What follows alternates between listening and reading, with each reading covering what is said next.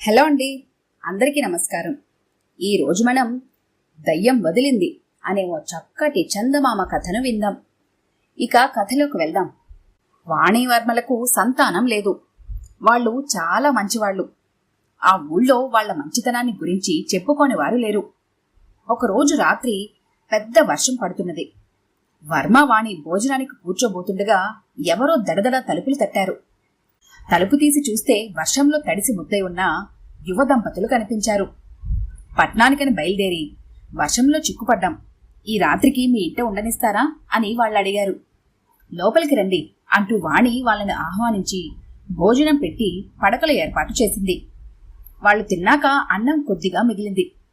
దాన్ని వాణి తన భర్తను తినమన్నది.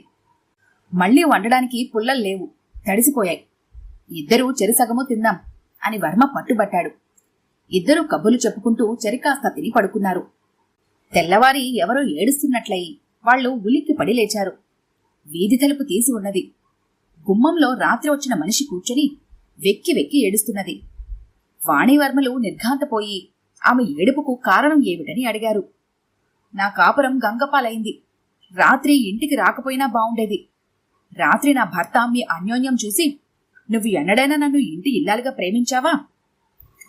భర్తను ప్రేమించలేని భార్య నాకు దేనికి అని ఎంత చెబుతున్నా వినిపించుకోకుండా వెళ్లిపోయాడు. మొండి మనిషి, మళ్లీ తిరిగిరాడు అన్నది బెక్కుతూ. ఆమె పేరు చంద్రమతి. వర్మ ఆమె భర్త కోసం ఆత్రంగా ఊరంతా వెతికాడు. ఎక్కడా అతని జాడలేదు. నాకు తెలుసు, ఆయన రాడు, నాకింకెవరూ లేరు, లోతైన బావి చూసి దూకేస్తాను అంటూ చంద్రమతి మళ్లీ ఏడ్చింది. ఆమె స్థితి చూసి భార్యాభర్తల మనసు కరిగిపోయింది. మగవాడి మంచితనం మీదనే ఆడదాని సుఖం ఆధారపడి ఉన్నది. నువ్వు ఏమీ బాధపడకు, నీ భర్త మనసు మారి తిరిగి వచ్చేదాకా నువ్వు మా ఇంటనే ఉండు అన్నారు వాళ్ళు. అది మొదలు చంద్రమతి వాళ్ళింట్లో మనిషిగానే ఉండిపోయింది. ఆమె చాలా మెత్తన మనిషిగా కనబడింది. రాత్రి వంట ఆమె చేసేది. 4 రోజులు గడిచాయి. వర్మకు చిన్ననాటి స్నేహితుడు మురారి 4 రోజులు ఉండిపోవటానికి వచ్చాడు. అతడు 2-3 నెలలకొకసారి అలా వస్తూ పోతూ ఉంటాడు. కిందటిసారి వచ్చినప్పుడు చంద్రమతి లేదు. అతడు ఆమె విషయమంతా వర్మ నుంచి తెలుసుకున్నాడు. ఆ రాత్రి అందరికీ చంద్రమతే వడ్డించింది. భోజనమయ్యాక మురారి వసారాలో మంచం వేసుకుని పడుకున్నాడు. కాని అతనికి చాలాసేపటిదాకా నిద్రపట్టలేదు. అర్ధరాత్రి వేళ నిద్ర పట్టుతుండగా ఏదో అలికిడై మెలకువ వచ్చింది. చంద్రమతి చేతిలో దీపం పట్టుకొని చిన్నగా వంటింటి తలుపు తీస్తున్నది. వంటింటి అవతల కిటికీని ఎవరో తట్టినట్టు వినిపించింది. మురారికి చంద్రమతి ప్రవర్తన, కిటికీ చప్పుడు అనుమానం కలిగించాయి. ఆమె వంటగదిలోకి వెళ్లగానే అతను చప్పున లేచి చిన్న కిటికీలో నుంచి వంటగదిలోకి చూశాడు. చంద్రమతి ఒక గిన్నెలో అన్నము, కూర, పులుసు, పెరుగు అమర్చి కిటికీలో నుంచి లోపలికి వచ్చిన చేతులకు అందించింది. ఇంకా ఎన్నాళ్ళు ఈ అర్ధరాత్రి భోజనాలు? ఎలాగో ఇనప్పెట్టెలో డబ్బు చిక్కించుకొని త్వరగా వచ్చాయి అన్నాడు అవతలి మనిషి. చీకటిలో ఉన్న కారణం చేత ఆ మనిషి మురారికి కనిపించలేదు. ఇప్పటికిప్పుడు వీళ్లకు నా మీద నమ్మకం కలుగుతున్నది. త్వరలోనే ఇనప్పెట్టి తాళాలు నాకు అందుబాటులోకి వస్తాయి. కాస్త ఓపిక పట్టు అన్నది చంద్రమతి. అమ్మ దొంగముండా, పైకి అమాయకంగా కనిపిస్తూ మా వాళ్ల మంచితనాన్ని ఆసరా చేసుకుని మొగిడితో కలిసి ఆడుతున్న నాటకం ఇదా?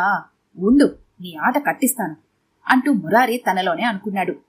అతను వెంటనే వెళ్లి పడుకొని చంద్రమతి గురించి వాణివర్మలకు చెప్పి వాళ్ల మనసు నొప్పించకుండా వాళ్ల ఇంటిని పట్టిన దయ్యాన్ని వదలగొట్టాలని నిశ్చయించుకున్నాడు.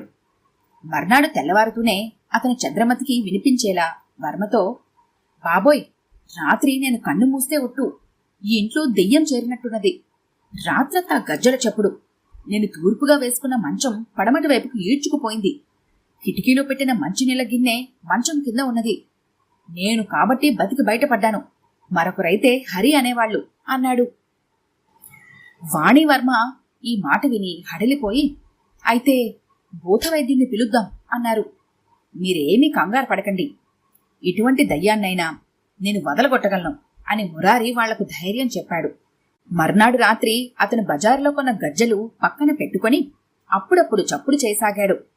తరువాత అతను తలగడను మంచం మీద నిలువుగా అమర్చి వాటి మీద దుప్పటి కప్పి పెరటివైపు వెళ్లి వంటింటి కిటికీ చప్పుడు చేశాడు. చాలాసేపటికి ఎలాగో ధైర్యం చేసుకుని చంద్రమతి వచ్చి గిన్నెలో అన్ని సర్ది మురారి చేతులకు గిన్నెను అందించింది. మురారి చప్పున ఇంట్లోకి వచ్చి ఆ గిన్నెను చంద్రమతి మంచం మీద పెట్టి మంచాన్ని ఇంకో పక్కకి ఈడ్చేసి ఏమీ ఎరుగునట్టు తన మంచం మీద పడుకున్నాడు.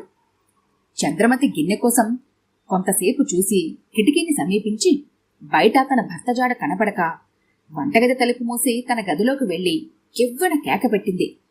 ఆ కేకకు వర్మ, వాణి ఉలిక్కిపడి లేచి చంద్రమతి దగ్గరకు పరిగెత్తుకుంటూ వచ్చారు.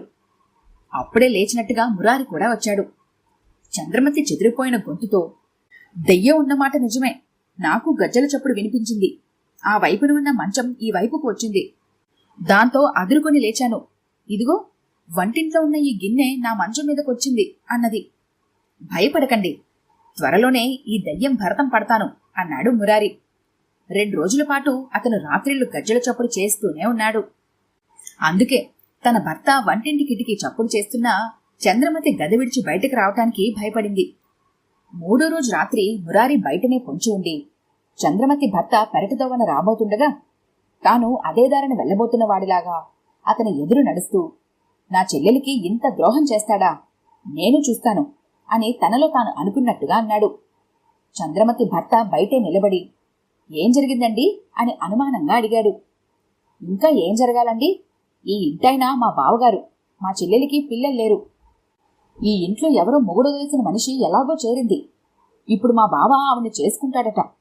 ఆవిడ కూడా అందుకు సిద్ధంగానే ఉన్నది అంటూ విసురుగా వెళ్ళిపోయాడు. వీధితోవన లోనికి వచ్చి తన మంచం మీద పడుకుని నిద్రపోయాడు. మురారి చెప్పిన మాట మీద చంద్రమతి భర్తకు నమ్మకం కుదిరింది. ఎందుకంటే 3 రోజులుగా ఆమె అతనికి కిటికీ తెరవటం లేదు. తెల్లవారుగానే అతను వచ్చి వర్మతో, నేను బుద్ధి గడ్డి తిని నా భార్యను ఇక్కడ వదిలి వెళ్లాను, ఆమెను నాతో పంపించేయండి అన్నాడు. దయ్యం భయంతో హడలిపోతున్న చంద్రమతి తన మొగుడి వెంట సంతోషంగా వెళ్లిపోయింది.